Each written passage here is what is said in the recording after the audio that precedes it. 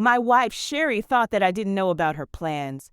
She thought I was stupid or at least ignorant of her burgeoning love affair with her coworker, Todd. She believed that I would allow her to cuckold me and that I would put up with her fucking him so that I could remain her husband. She had another thing coming. Little did she know that I had been suspecting her for some time. I had noticed the changes, the telltale signs of infidelity, things like frequently working late, sexy upgrades to her wardrobe, more aggressive sex, and losing all interest in all of the things about which we used to care. I tried to talk to her about it on several occasions, but every time I did, my concerns fell on deaf ears. Sherry, of course, denied that anything was amiss. She said it was just my insecurity and my possessiveness working overtime. So I had little choice but to hire an investigator. I refused to remain blind to the truth. I would never tolerate my wife cheating on me. I had made that point abundantly clear from the start of our relationship and reiterated it many times over the 10 years of our marriage. So it was with mixed emotions that I sat in the office of Jake Sloan, private investigator, and received his report. I felt relief when he made it clear that Sherry had not been unfaithful. However, that relief was short-lived as he added the word yet. As he explained it, my wife was having a romantic affair. It just had not progressed to something sexual, but that was only a matter of time. It seems that Sherry and Todd were what might be called work spouses. I hated that term. Sherry had only one spouse, me. Some may find the expression cute and harmless, but to me it implied that she had an intimate relationship with someone else. Well, as it turned out, she had precisely that. According to the Pie report, Sherry and Todd had lunch together every day, just the two of them. They would hold hands and sit close together. He provided numerous photographs of the two of them hugging, even sharing the occasional kiss. I was enraged by what I saw and wanted to choke the smug prick Todd. In addition to lunches, the lovebirds would work late together frequently, even though there was no valid reason to do so. It was as if they wanted to avoid going home to their respective spouses and milk as much of the time out of each day as possible. The Pie told me he had been able to monitor Sherry's emails and texts. I knew it was highly illegal and I would never be able to use it in a divorce. But in our state, divorcing for adultery was possible but difficult. No-fault divorces were much easier, and for that I didn't need to use the proof anyway. I just wanted it for my purposes. Sloan refused to give me copies of the actual messages. He wouldn't even let me see them. Instead, he offered me a summary of what they contained. He assured me that at no time had my wife talked disparagingly of me. On a few occasions, Todd had tried to belittle me, but Sherry wouldn't let him. Well, I suppose it could have been worse. The emails and texts confirmed that they were romantically involved, though neither had professed their love. Their conversations were very sexual, bordering on sexting. Todd had sent my wife pictures of his dick, which she was thrilled about, reciprocating with shots of her bare tits. As far as Sloan could tell, she had not yet sent any pussy pics. As I was sitting there in his office, thinking about my next steps, Sloan hit me with the worst news yet. Todd's wife was going out of town to visit her mother for a 3-day weekend. The Paramours decided to use the opportunity to meet and consummate their relationship. The only thing in their way was me. They weren't sure how they could spend the night together if I were still around. Since I wasn't going out of town, it would be nearly impossible to get away with it. They had considered a variety of plans. One was to tell me that Sherry was going on a girls-only trip for the weekend. She was afraid I would talk to one of her friends and find out the truth. She didn't want to enlist anyone to create a viable cover story, so that idea was out. Next, they considered getting me to go out of town. I bitterly laughed when I remembered Sherry suggesting that I organize a golf trip with my buddies. I wasn't interested, which shot that option down too. Finally, they came up with a novel but direct approach honesty. Todd believed that I was a cuckold in the making and that I would do anything to keep Sherry as my loving, happy wife, including let her have a fling with another man. Somehow, he got Sherry to believe that by fucking him, she would be helping to improve our sex life and our relationship. He convinced her that all she had to do was tell me what she had planned to do with Todd, and I would give in and let her do it. Clearly, the asshole didn't know me, but what surprised me most was that Sherry bought into his bullshit. She had to know there was no way I would put up with it. If she didn't realize it, then she was mentally unstable. Sloan told me that was all the evidence they had, so I took what he gave me and went home. I asked him to continue to monitor Sherry's messages and let me know if anything developed. On Friday, Sloan called and informed me that Sherry was going to confront me the following Monday after work.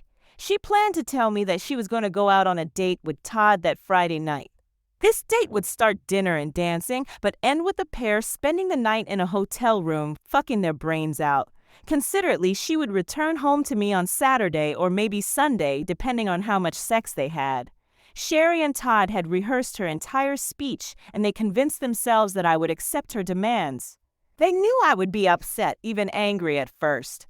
But Sherry planned to assure me it was just a one-time thing, even though they both knew it wasn't.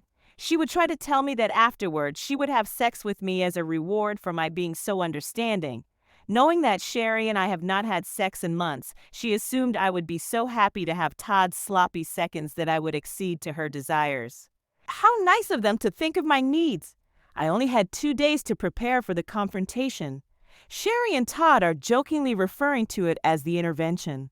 I would be damned if it would go the way she envisioned. I decided that I would turn their intervention into my interdiction. Weekend going through scenario after scenario, trying to figure out what I was going to do and how I could fix my marriage. First, I had to decide if I wanted to fix it. I wasn't sure if I did. As I thought about how I felt about Sherry, my plan of actions developed organically. I became resolved to deal with it directly and end things for good. When we were first married, Sherry and I seemed blissfully happy. We spent all our time together, sharing everything that we went through in life. She was my best friend and my best lover. Somehow that all seemed to fade. Maybe that's the way of all things. Nothing lasts forever. Perhaps my view of marriage was rather old-fashioned and idealized. I had thought we would be a team, going through life together, fighting side by side against the trials and tribulations that came our way. Sherry and I had both been married before, unsuccessfully. If this marriage failed too, maybe the problem wasn't us. Maybe it was the institution of marriage itself. How could people expect to maintain feelings, desires, interests, and passion when fate insists on being fickle and finding ways to change everything and everyone?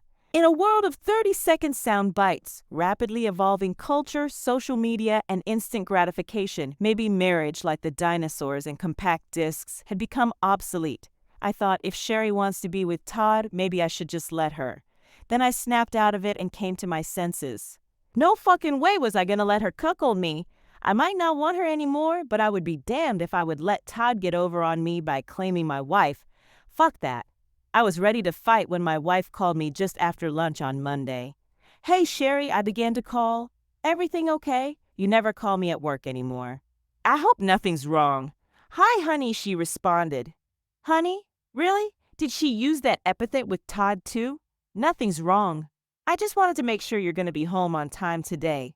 I have something really important to talk with you about, so I need you to be there. Oh, okay. I replied, then added, yeah, that's good because I have some big news to tell you too. I should be home by 5:15 or so. Will that work? She didn't answer right away. When she did, it was to dig for information. Big news. Like what? She asked. I'll tell you tonight, I said, then decided to end the call. I hate to run, but I'm in the middle of my monthly report. I need to get it done so that I can leave on time. See you at home. I hung up and walked down the hall to my boss' office to let him know that I was taking the rest of the day off. He was okay with it, which was good. I had a few things I needed to prepare for the interdiction. Chapter 3, I was sitting at the kitchen table when at 5:27 I heard the garage door opening. I was nervous, but also very angry. I was trying hard to maintain a calm exterior while my interior surged in rage with raw emotions. I had an open bottle of Sauvignon Blanc on ice with 2 glasses ready to go. 2 minutes later, the door opened and Sherry walked in alone and dropped her keys and purse on the countertop. I was relieved that she hadn't brought Todd with her. That would have complicated things. I smiled. Hi, honey, I said, repeating the term of endearment she had used earlier in the day. Welcome home. Do you need some time before we talk, or do you want to jump right in? She was taken aback by my immediate desire to talk. I guess she figured we would get to it eventually and wasn't ready to get into it so quickly. I wasn't going to let her get the upper hand. I wanted to keep her on her toes and unprepared. She had everything she planned to do and say worked out in detail, so I had to be as disruptive as possible. I wasn't expecting you to be sitting here waiting, but yeah, I guess the sooner we get started, the sooner we can go on with our evening, Sherry said as she walked over and sat down across from me. I'd like to go first with my news if that's okay with you. Do you mind? I asked rather forcefully. No, she said hesitantly. That's fine. Good. Would you care for a glass of wine? I asked. I didn't wait for her to answer. I poured us both a glass and placed one in front of her. Yeah, that would be great, she said, letting out a sigh as she raised the glass and drank half. I topped off her glass as soon as she put it down. So this is something that I've given a lot of thought, I began. I'm not going to beat around the bush. There's no sense in dragging it out. I paused, deliberately trying to build the tension. It worked. Sherry sat forward in her chair and stared at me intently. What is it? She asked. I want a divorce, I stated directly, then waited for it to sink in. It took about 3 seconds. Sherry's face gave away her thoughts and emotions. First, she was confused, like she didn't understand the words I spoke. Then, the realization of what I said sunk in, and she was shocked. Fear and concern quickly replaced surprise. She was worried that I might know about her affair with Todd. Why, she asked, afraid of the answer. I don't love you anymore, I said. It looked as if I had stabbed Sherry in the chest. You what? She asked, struggling with my declaration. I fell out of love with you, Sherry. I don't remember exactly when I stopped loving you, I lied. I knew precisely when. It's been a long time coming. I tried to ignore it for as long as I could. But lately it's just been harder and harder not to face the truth. What are you talking about? She asked. She looked like she was going to cry. I was surprised by her reaction. Do you remember when we first got married? I asked. Remember how we spent all our free time together? If we went anywhere, the grocery store, a movie to the mall, anything, we did it together. It was like we couldn't stand to be apart. She nodded. I remember, Sherry said. We both had jobs, but we would make a special point to have lunch at least twice a week, and we couldn't wait for work to get over with so that we could rush home to be together. I missed you so much every day and looked forward to coming home to you, kissing you, and more often than not, making love to you. We shared our hobbies. You got me to attend those silly pottery classes with you. Did you know how much I loved doing that with you? I thought you hated doing pottery, Sherry said, staring at me. It wasn't about the pottery, it was about sharing an experience with you, I told her. I loved every minute of that. I enjoyed watching you do it and helping you with it. I was in awe of your enthusiasm. It was the same with painting those damned Christmas Village buildings. We had bought about a dozen of these little unpainted buildings that we painted together to make a display for Christmas. It was tedious, but we had a blast doing it. Yours were always better than mine, Sherry said. Remember how many nights we spent together here at the table dabbing paint on roof tiles? Sherry nodded again. I loved you so much then. We also spent hour upon hour coloring those big posters you picked up on the trip to Myrtle Beach. That was long before adult coloring books were all the rage. We still have hundreds of those colored pens. But like our love, they've all dried up. Sherry cringed visibly.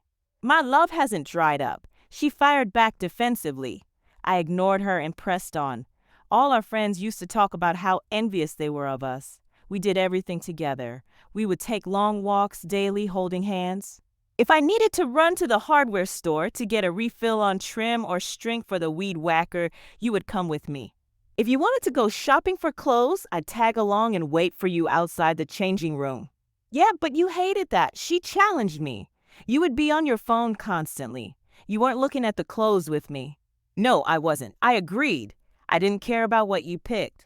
I thought you were beautiful in everything. I was there to be with you. I could have stayed home and watched sports. We would talk about how the other women in the neighborhood all got together to play bunco or have girls' nights out, but you never wanted to go. Do you remember what you told me about why you didn't participate? Sherry wiped the tear from her cheek. Yes, I remember. You said that you didn't want to go hang out with a bunch of hens when you could hang out with me instead. Many nights we would cuddle under a blanket and watch You've Got Mail. I love that movie, Sherry said, fighting back the tears. We must have watched it at least 100 times, I said as I refilled her wine glass again. I still want to watch it with you. Sherry cried out, I don't want to get a divorce. I thought we would grow old together, taking cooking lessons, doing ballroom dancing, or just laying in bed reading books, anything as long as we were with each other. But we've drifted apart, Sherry. I don't know when it started exactly, I said, looking deeply into my wife's eyes. We went from lunches 2 or 3 days a week to a weekly lunch date. That had been Sherry's doing. She had told me one day that she didn't have time to take lunch outside the office so often. That had been a lie. She still was eating outside, only she was choosing to do it with someone else. Then before we knew it, we stopped having lunch together completely. I started joining my coworkers for lunch. In time, I found myself enjoying their company probably too much. I was exaggerating, but I was going out of my way to avoid casting blame Sherry's way. I didn't want to put her on the defensive and start fighting back. This conversation could very quickly deteriorate or turn into a pissing match. That was not my goal, not yet. Anyway, then, getting home early to spend time with each other stopped being as important. We found ourselves working later and later. When we did finally come home, we were often distant or distracted. "Why didn't you ever say anything about it?" Sherry asked. "If I had known it was important to you, I would have tried to have lunch with you more often or not work late so much." "You're right," I said, agreeing with her, even though I did bring it up many, many times. "I wish I had been able to figure out why being with me wasn't important to you. Maybe if I had, I could have changed or done something so that you would want to spend more time with me. I think I failed badly in that regard. I was making it seem like I was taking responsibility for our drifting apart. This was far from the truth. I knew that if I hit Sherry with Todd first, we would not get through the discussion without it becoming ugly. I'd never get her to see my side of things. It would be me being a controlling, jealous asshole. Before I revealed what I knew, I wanted her to remember what we had and to think about her role in destroying it. Gradually, we stopped doing almost everything together. You started going to your girls' night out parties. I started going to poker nights. You would go to the spa on the weekends. I would go golfing. Sherry, we could go days without even having more than a superficial conversation about the weather or the latest news. Our sex life started to suffer too. Often we were too tired or not in the mood. When we first got married, we couldn't keep our hands off each other. We would have sex 4 or 5 days a week, often multiple times a day. I would fondle you while you were cooking, and we would skip dinner and fuck all night. We go out to the hot tub all the time, always getting into some naughty fun. We haven't even turned the hot tub on in over a year. I didn't think you wanted to have sex anymore." Sherry countered, "I have no idea where she got that idea. I think she was rationalizing her behavior by trying to make it my fault." "Oh God, no," I said with a chuckle. "I never stopped wanting to have sex. I'm every bit as horny now as I was 10 years ago. I just stopped wanting to have sex with you. I knew that would cut deeply." She had thought that she had rejected me sexually, and here I was telling her that our lack of sex was because I didn't want to fuck her. I could almost laugh if I weren't hurting so badly. "What?" Sherry asked, her voice cracking. I don't think she expected me to say that. "You didn't want to have sex with me?" "I lost all interest in fucking you." I said point blank. "You were a cold fish. You would just lay there. You never wanted to do anything exciting or remotely naughty. It felt like you wanted it to be over quickly so you could go back to something more interesting like knitting. The whole time I still wanted the weekend-long sex marathons like we used to have. Hell, you didn't even want me to give you orgasms. Sex with you was boring, Sherry. You didn't even realize it.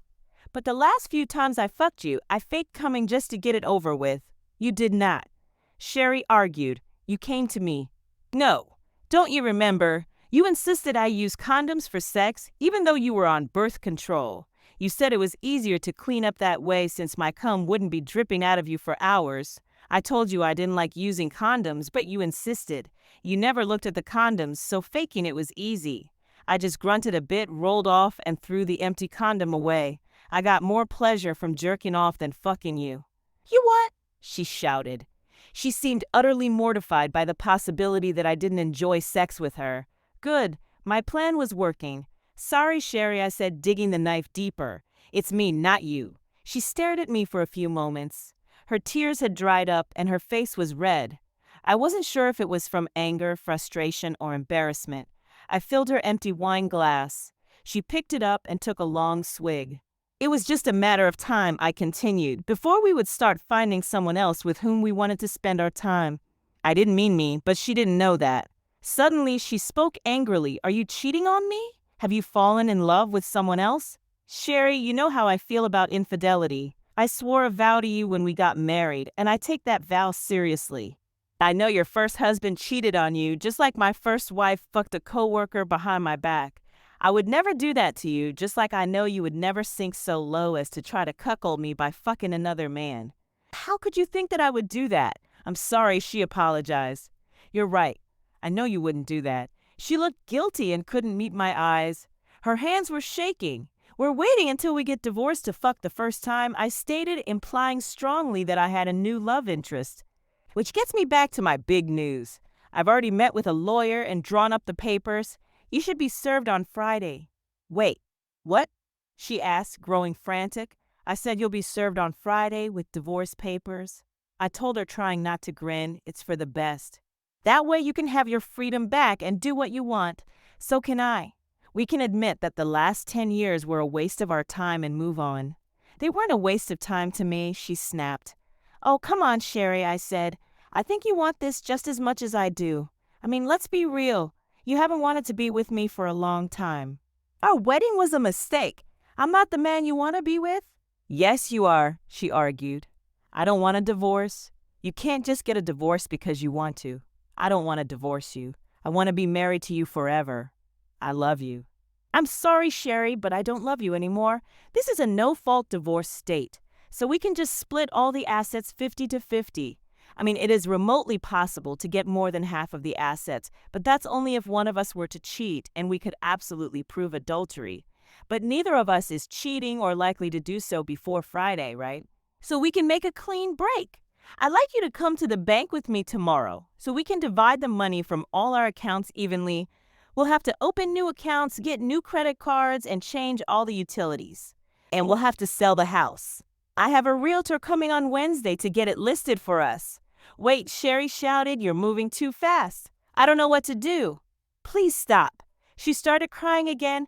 Don't worry, I already packed my bags and will be staying in a hotel room from now until I can move into permanent place. You can stay here until the house sells. Wait. God damn it, Sherry yelled. Please wait. There's no need to wait, I said. Right? We shouldn't put this off any longer. I mean, we need to get it all taken care of before Friday, don't we? Why? What's so damned important about Friday? She demanded. Well, Friday is when you're going out on the date with your boyfriend, Todd, right? Isn't that the day the two of you were planning to spend the night in the hotel together and fuck all night? Sherry froze. Her eyes looked like they were about to pop out of her head. Her mouth hung open like a dying fish. She tried to speak, but only a sputtering sound came out. Did I have the day wrong? Hang on.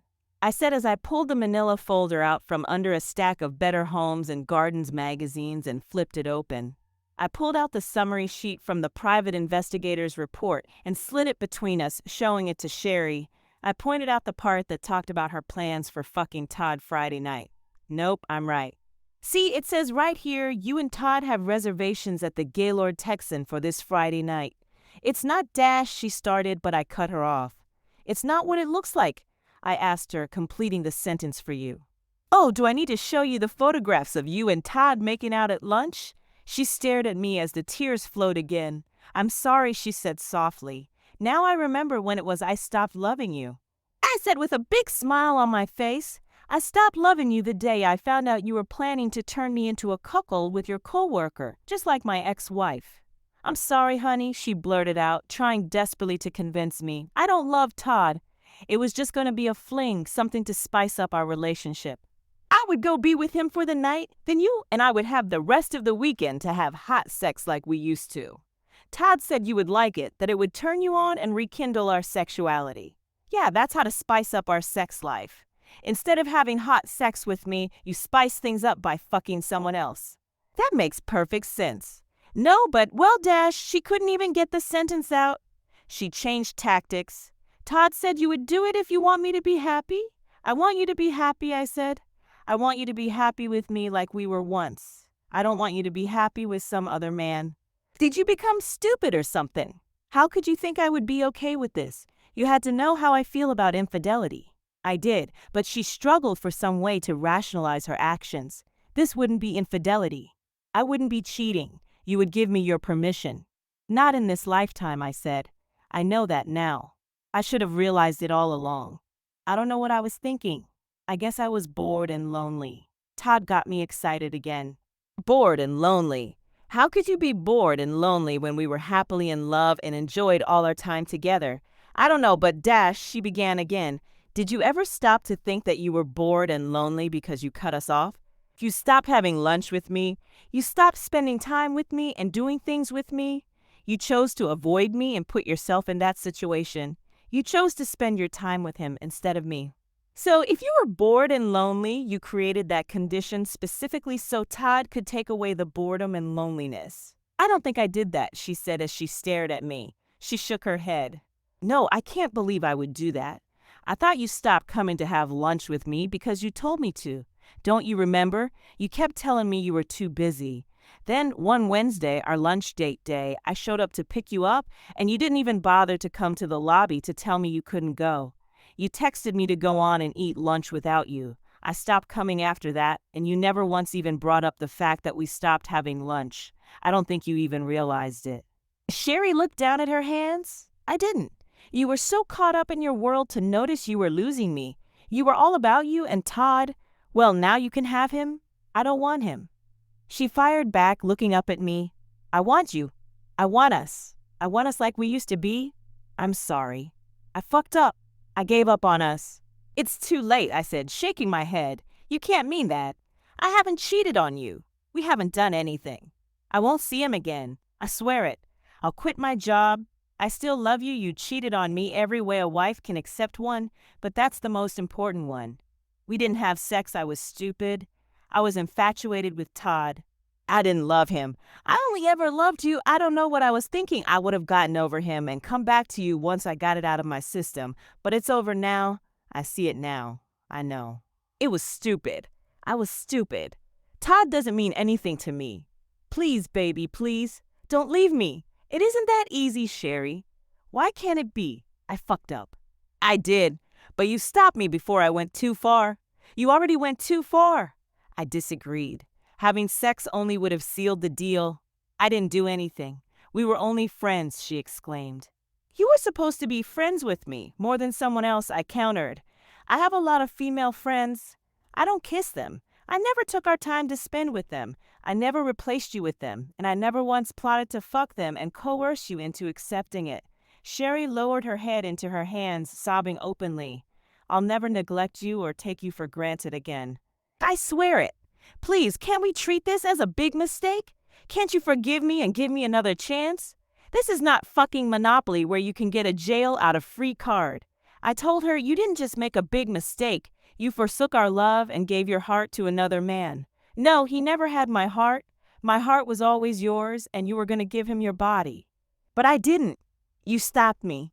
Damn it. Don't you love me enough to fight for me? Do I mean that little to you? You meant everything to me. I would have fought anyone for you. I would have died for you.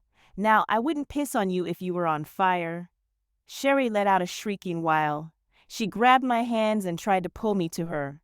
No, please. You can't mean that. I'm so sorry. I'm so sorry.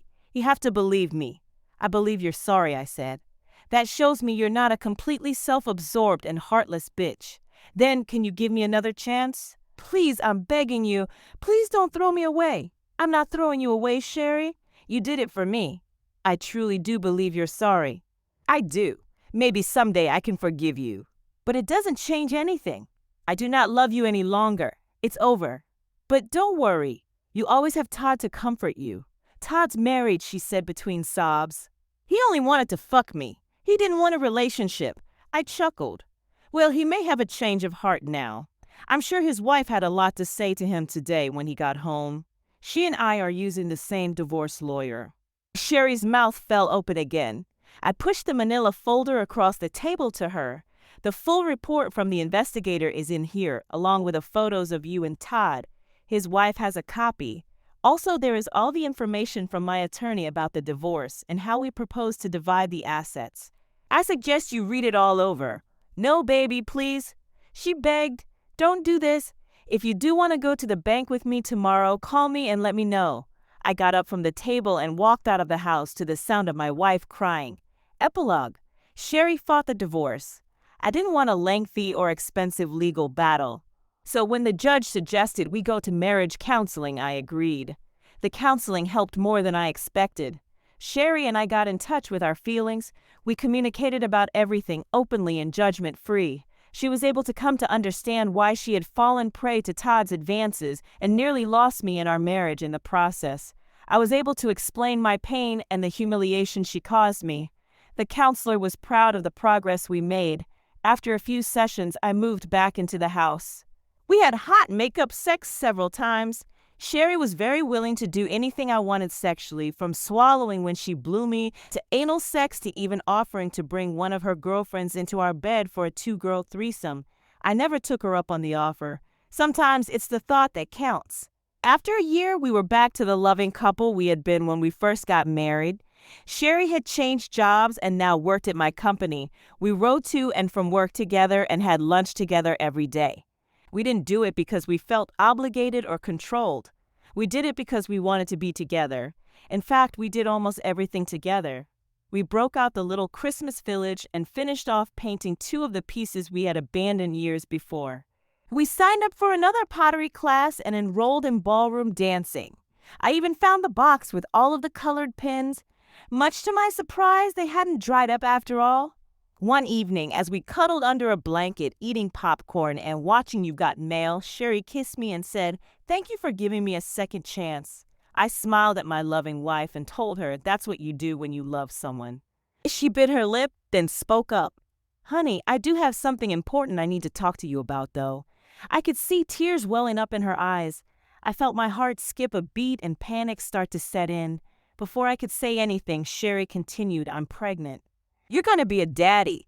I smiled and wiped the tears from her cheek, saying with my best Tom Hanks impression, "Don't cry, shop girl, okay? So I'm a sucker for a happy ending, sue me."